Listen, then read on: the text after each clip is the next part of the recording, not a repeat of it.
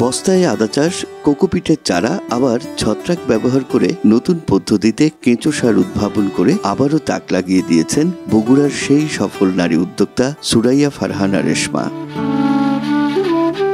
11 মে শনিবার যুব উন্নয়ন অধিদপ্তরের মহাপরিচালক ডক্টর গাজী মোহাম্মদ সাইফুজ্জামান রেশমার খামার পরিদর্শন করে নিজের মুগ্ধতার কথা জানিয়েছেন ঠিক এভাবেই। এটি শুধু অনুমিত কোনো সত্য নয়, একদম জীবন থেকে নেওয়া একটি সফল সংগ্রামী নারীর সফলতার গাথা আমরা নিজে চোখে দেখলাম। আমি যুব উন্নয়নের মহাপরিচালক গ্রেড 1 হিসেবে আমি তার এই উদ্যম দেখে আমি অভিভূত হয়েছি। আমার সহকর্মীরাও অবাক হয়েছেন। কেঁচো সার উৎপাদন থেকে গরু, হাঁস, মুরগি, ছাগল, ভেড়া পালন, ধান চাষ ছাড়াও আদা রসুন সহ বিভিন্ন মশলার আবাদ হয় রেশমার খামারে।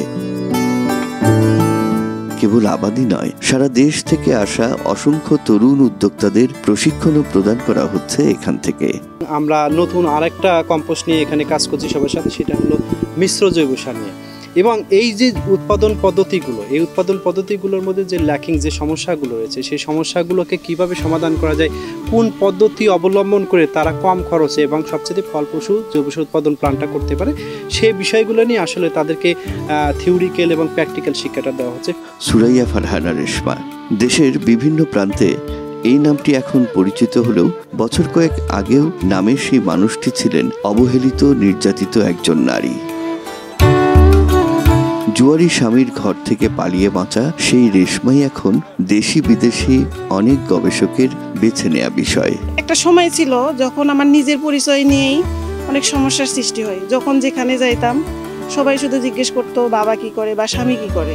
আসলে আমি জানতাম না তখন আমার বাবা কি করে, আর স্বামীও ছিল না।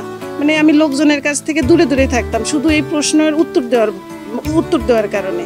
এরপর অদম্য চেষ্টা, পরিশ্রম দিয়ে বদলে ফেলেছেন নিজের পরিচয়।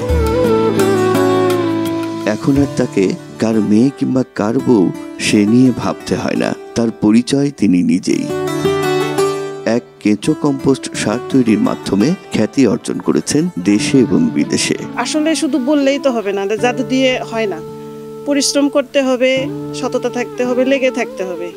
কেবল খামার তৈরি আর বেচাকিনাই নয়, নতুন নতুন পদ্ধতিতে কত সহজে কত ভালো সার উৎপাদন করা যায়, প্রযুক্তির ব্যবহারে বদলে দেওয়া যায় কতটা কৃষি জমির দৃশ্যপট, এইসব নিয়ে এখন রীতিমতো গবেষণা চলে রেশমার কৃষি উদ্যোগে।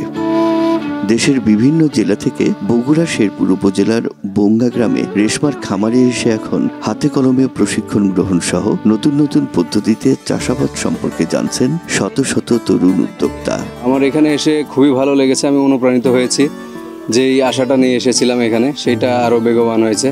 কারণ উনি একজন নারী উদ্যোক্তা হয়েও অনেক সফলভাবে ট্রাইকো কম্পোস্ট, ভার্মি কম্পোস্ট, অন্যান্য যেই কম্পোস্টগুলো আছে, পাশাপাশি কম বাজেটে কিভাবে করা যায় কিংবা বাজেট বেশি হলে কিভাবে করা যায়, সামগ্রিক বিষয়গুলো এখান থেকে শিখতে পেরেছে। এখানে আমি ট্রাইকো কম্পোস্টের উপরে প্রশিক্ষণ নিলাম এবং ভার্মি কম্পোস্টের প্রশিক্ষণ নিলাম, কোকোপিটের উপরে প্রশিক্ষণ নিলাম। নতুন আর একটা আপডেট বের করছে, সেটা হলো কুইক কম্পোস্ট। এটা দ্রুত সার তৈরি হয়। আরও বিভিন্ন কিছু শিখলাম, যে আদা চাষ কীভাবে করা যায় এবং হলুদ চাষ কিভাবে করা যায়। সরকারি বেসরকারি সহযোগিতা পেলে আরো বিস্তর আকারে রেশমা কৃষি উদ্যোগের প্রশিক্ষণ কার্যক্রম তার সে স্বপ্ন যেমন করতে পারে সফল, তেমনি দেশ জুড়ে গড়ে উঠতে পারে হাজারো দক্ষ উদ্যোক্তা।